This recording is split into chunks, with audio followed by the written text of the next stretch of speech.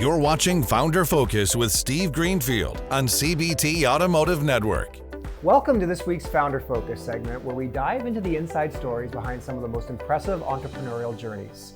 Founder Focus takes us on an intimate conversation with innovators and entrepreneurs and the great companies they built. This is Steve Greenfield from Automotive Ventures, and thanks for joining us.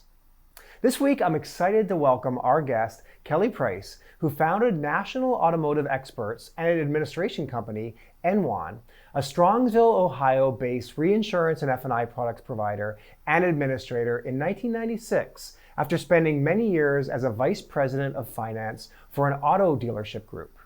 NWAN grew into a national leader in providing automobile, RV, and powersport dealerships with finance and insurance products and solutions that enhance their productivity, customer retention, and bottom line profit.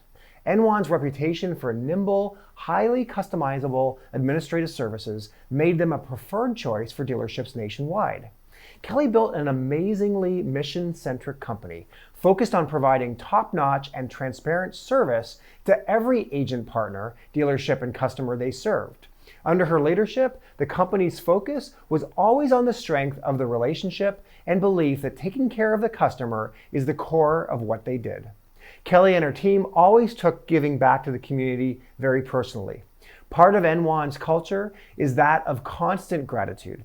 They work tirelessly at raising money for the Cleveland Christian Home, amongst other charities and organizations around Northeast Ohio and throughout the country.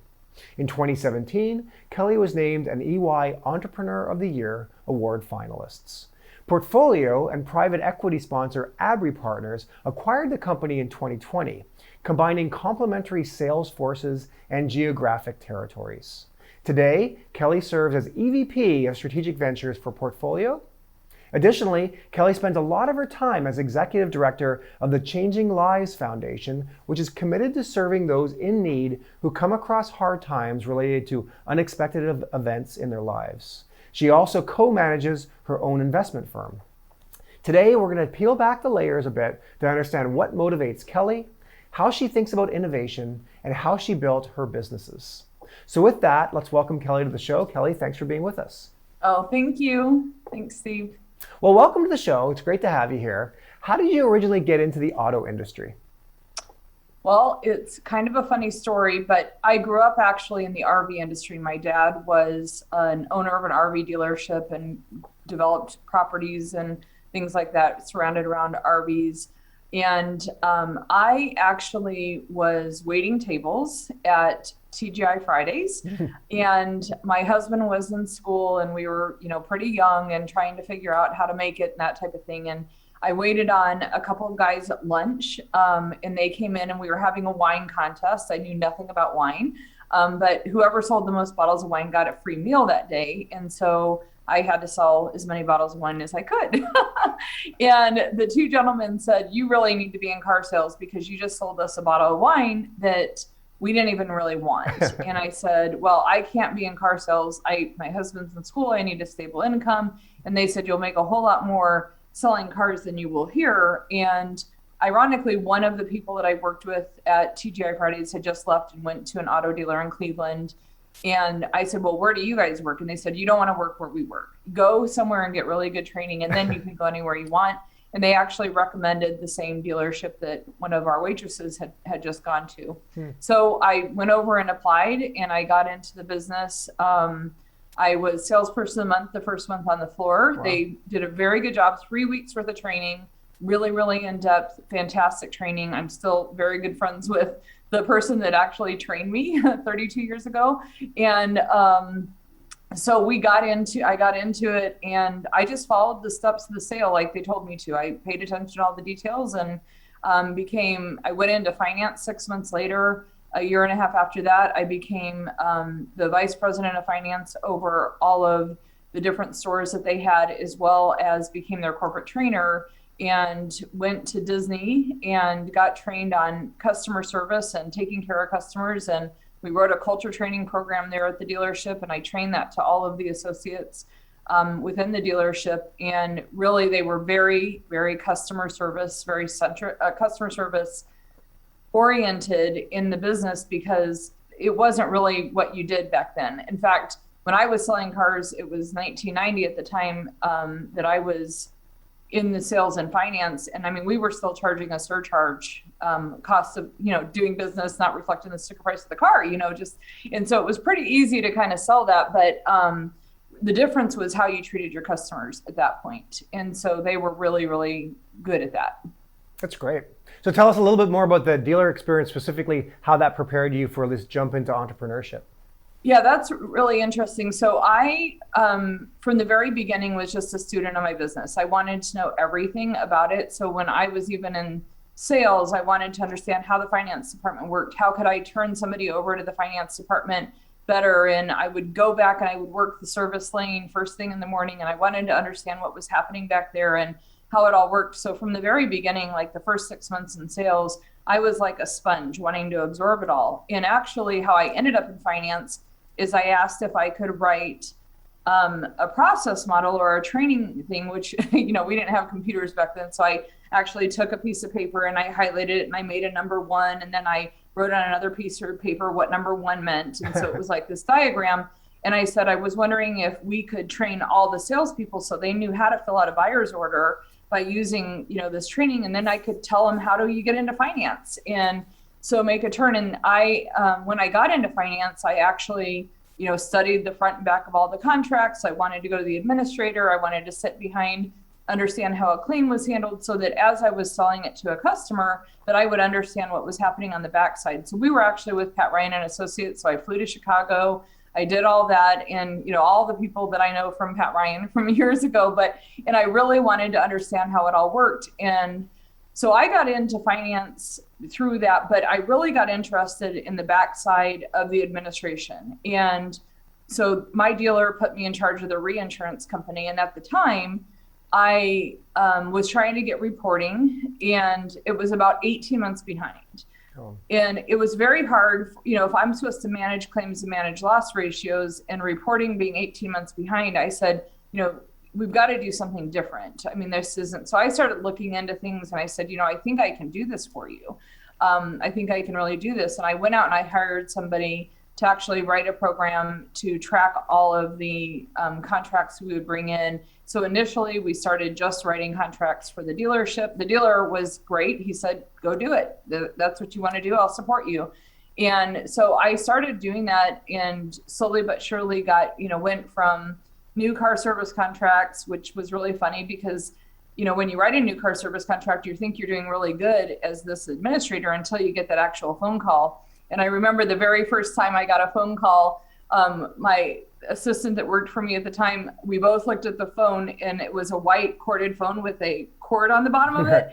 And she's like, I'm not getting that. I'm like, I'm not getting that. Like we didn't even, like, the panic of, oh my gosh, we just got our first phone call. But anyway, so that was really a fun story. But after that, we just started doing more products. And then I started working with some other dealers that the other dealer knew. And then we went into we were only direct to dealers for about 10 years. Mm-hmm. And then after that, we actually went through an agent model, because when we announced Warranty Forever, which was a product that really put us on the map nationwide, the Warranty Forever program, I realized very quickly that the relationship with the dealer is through the agent, and that I wasn't really going to break through that. Right. And nor did I have enough employees to do that. So we got into the agency business in 2006 and really went away from all of our direct business in 2013 and sold that business off to other agents. So it's kind of how I got in. That's great. So, I mean, have you always had this kind of like natural curiosity and this desire to solve problems?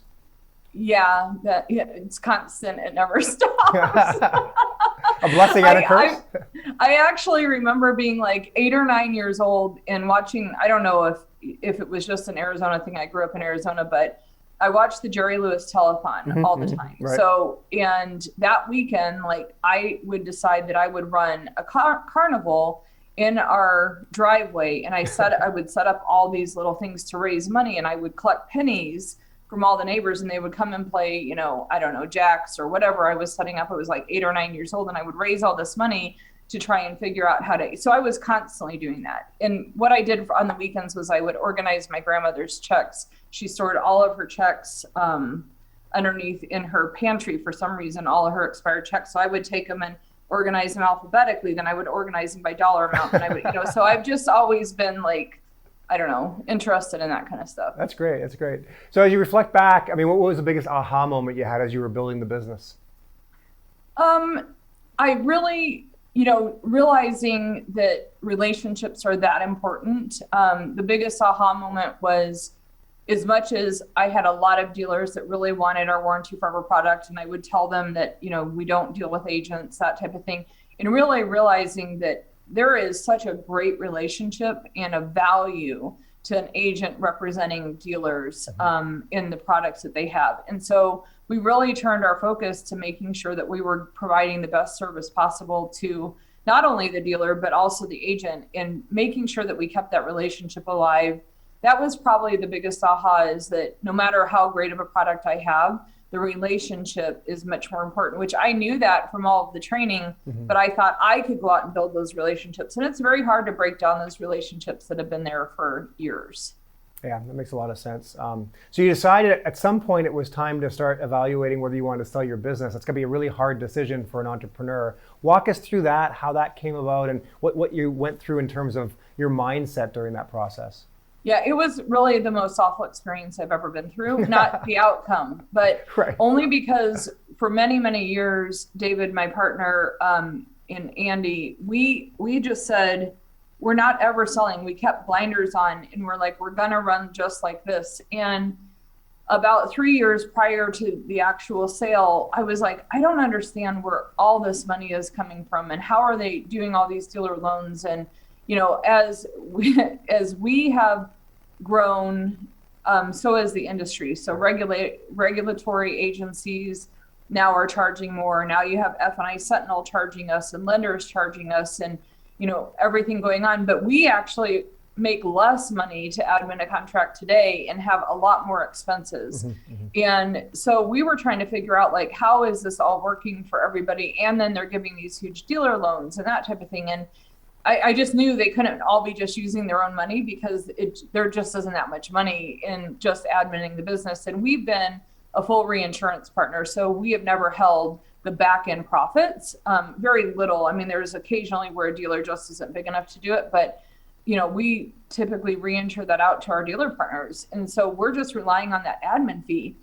And, last year alone, just to file our Nissan contracts, we spent $140,000. I don't know that we'll get enough contracts from Nissan Finance to cover that 140, but you can't not be filed with Nissan. Right. And so we really started looking, when we originally met with our investment banker, they're like, what do you want? And I'm like, well, we're not doing it for the money. We want stability for our clients. We want, and I didn't know what that looked like.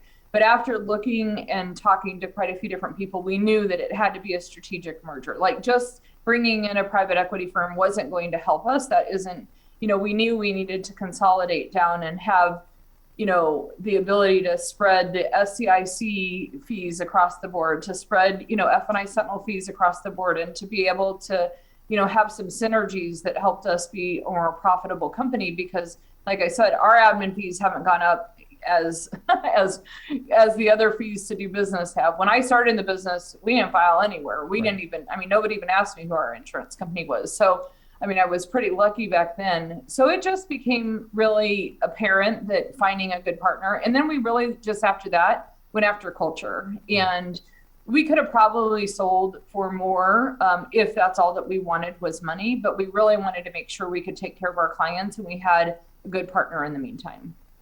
That's great. That's great. So shifting gears, today you spend a lot of your time focused on making a difference in the world through nonprofits. Tell us a little bit about this and how you allocate your time.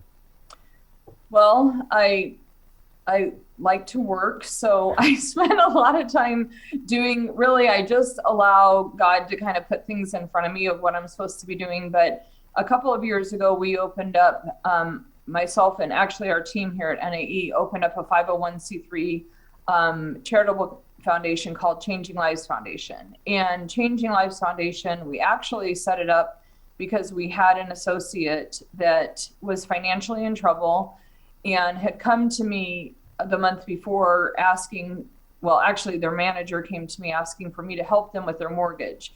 And so I paid their mortgage to help them to not be foreclosed. And the next month when they were behind again, instead of coming back and asking, she ended up committing suicide. And I took that really hard because, I mean, truly one more payment would have been fine. I could have helped her. So we actually put in place Financial Peace University. We trained all of our associates. We put in place Smart Dollar, and then we opened up the foundation.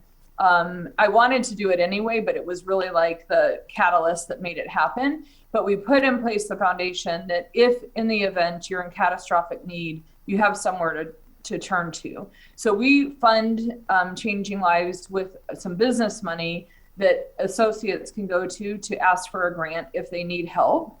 But we also raise money externally for anybody in the nation. Well, actually, the world. We've helped people in other countries. It's a little harder, but we help people in other countries too. But that have had a catastrophic event, something that's happened to them that's out of their control. We're not a debt relief company. We're not an unemployment company. We have very little funds coming in overall. But if we just had a gentleman that he and his family had moved to Florida. They have 4 kids. The mom was an at-home mom taking care of the kids. The dad was a worker, 48 years old, and providing for the family. They had just moved to Florida. He had a heart attack. He passed away. They had no money to move themselves back because they, were a one-income family. And so the grant came in, and we offered money to help them to get their family moved back because life insurance doesn't come in like fast enough for people to have things like that. So house fires, things like that. So that's what Changing Lives is. I've actually, I became a John Maxwell certified trainer and coach. So I'm doing some executive coaching.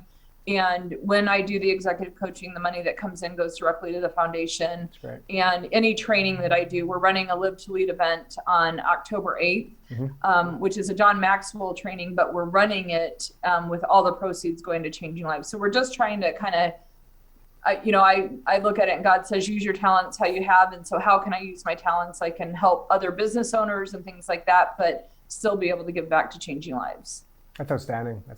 So let's talk about mentorship. Have you had any mentors in your life, and what's been the most impactful thing from a mentoring standpoint? Yeah, so I have probably a couple different realms of partners. My original dealer partner that I worked with has been a fantastic business mentor to me. And then I have a group of women that in a spiritual basis that really become very good as mentors. I'm very passionate about growth. So I'm involved in a Benjamin Hardy AMP group, which basically takes 10 or 12 people together and you like push yourself and grow, and you meet once a week and you look at things. So I use a lot of those areas, and I do have an executive coach as well. That's great. So there'll be a lot of entrepreneurs who have tuned in today, a lot of folks who are thinking about jumping into entrepreneurship. What's the best advice you can give to folks who are contemplating or wrestling with the early days of entrepreneurship? Yeah, it's a long journey. I actually was just talking about this, and I was reading about this actually recently in a program called Change Your World by John Maxwell that we're going out, and it's about the journey. It's not, the instant gratification is not going to be there. It's very unlikely that you're going to open up your business and be a multimillionaire tomorrow. I mean, unless you have a fluke thing, but just be prepared for the long haul, but don't lose your purpose.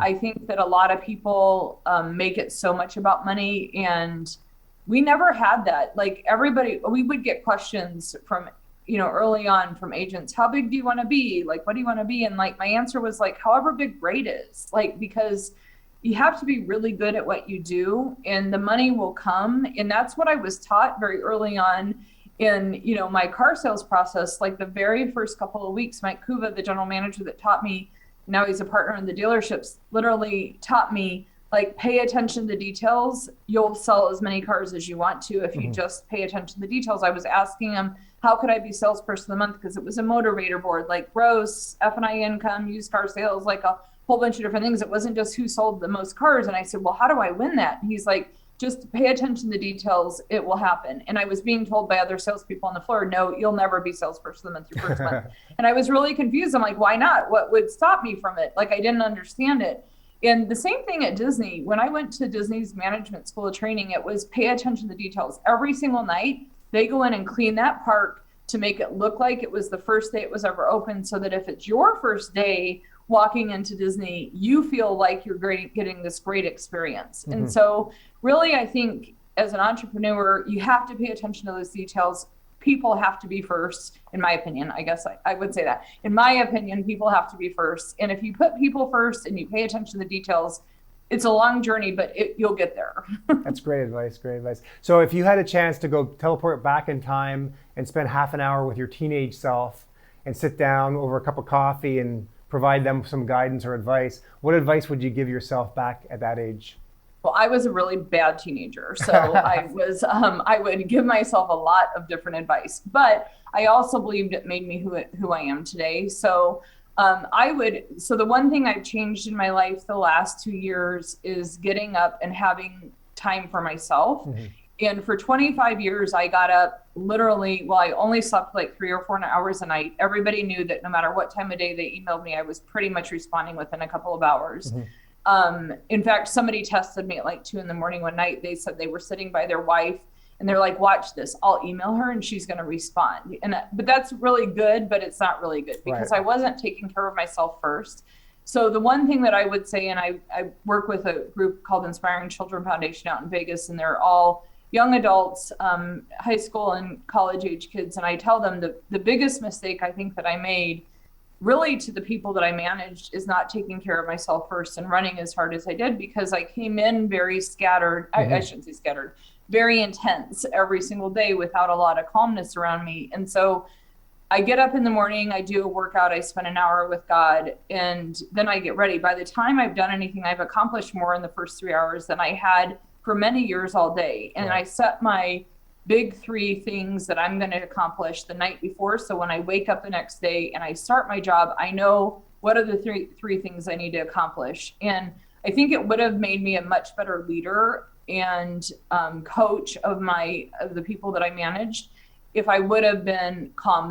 A lot of the people around me today are like, you're just like so much calmer than you were. And it had nothing to do with the sale. I actually started this before. It was just like literally trying to make sure that I'm filling my cup first. And to me, that was very selfish, like against my kids and things like that, like taking time to work out and do my prayers.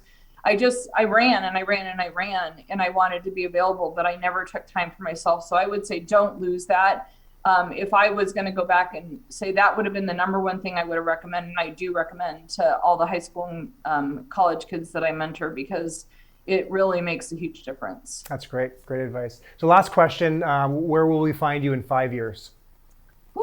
Probably on a mission somewhere, I would guess. I actually just committed to teaching in Africa, small business owners once a quarter, as often as they need me, up to once a quarter. It's a charitable organization that goes in and helps business owners in Senegal and different areas of the world to help them to be better business people. And the idea is hopefully that you bring them to Christ in the meantime, but the idea is to just serve them. And so I would like to continue to do stuff like that as time permits. I'm actually going to the Dominican Republic with 200 John Maxwell trainers in November to teach values and different skill sets on kindness that they're going to teach in the school system. So we're actually going to train the educators so that they can train the kids, and they're hoping to change them from the inside out early on. And so that's a mission that I would love to continue on.